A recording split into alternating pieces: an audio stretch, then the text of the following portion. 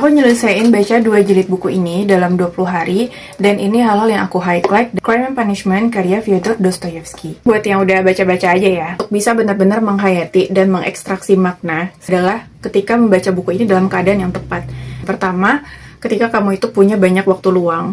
Dan yang kedua, itu ketika kamu punya keterbatasan finansial. Jika finansial kamu terbatas, kamu hanya punya sedikit pilihan untuk menghibur diri. Membaca buku ini tuh membutuhkan energi, mental, pikiran yang cukup banyak, dan kamu bisa jadi tergoda untuk mencari distraksi. Yang benar-benar aku highlight adalah proses destruksi diri. Orang manusia yang dilanda kegelisahan karena existential crisis, proses-proses yang dijalani untuk sampai akhirnya menjadi manusia baru. Banyak yang bertanya-tanya, sebenarnya apa sih alasan sebenarnya Raskolnikov? Mungkin dalam persidangan dia bisa bilang kalau motif utama dia membunuh wanita itu dan merampok uangnya karena dia memiliki kesulitan finansial. Ternyata hasil rampokannya itu tidak dipergunakan, bahkan dia tidak membuka dompet berisi uang milik wanita itu sedikit pun. Kalau menurut interpretasi aku sendiri ya, kan Raskolnikov ini kan berusia 23 tahun.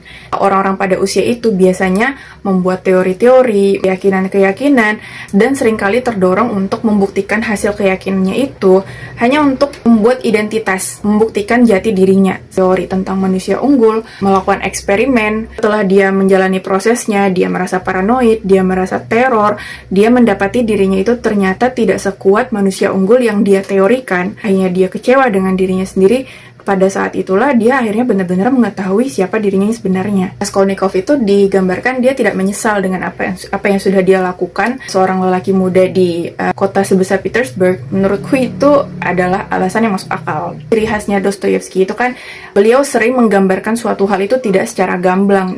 Banyak sekali detail-detail yang sebenarnya ingin kita ketahui itu kita tidak langsung tahu, tapi kita dibawa dulu ke jalan cerita.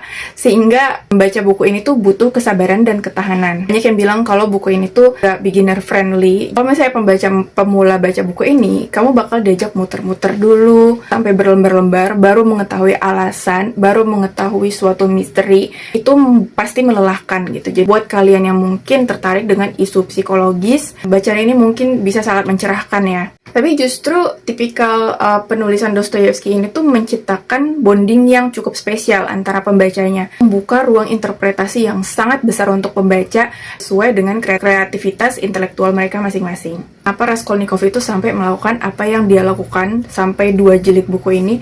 Yang pertama adalah existential crisis, yang kedua adalah untuk melihat dirinya sendiri. Kadang kita perlu mengalami sesuatu, perlu melihat bagaimana orang-orang sekitar kita itu bereaksi, dan bagaimana kita sendiri bereaksi terhadap situasi untuk sampai akhirnya kita mengetahui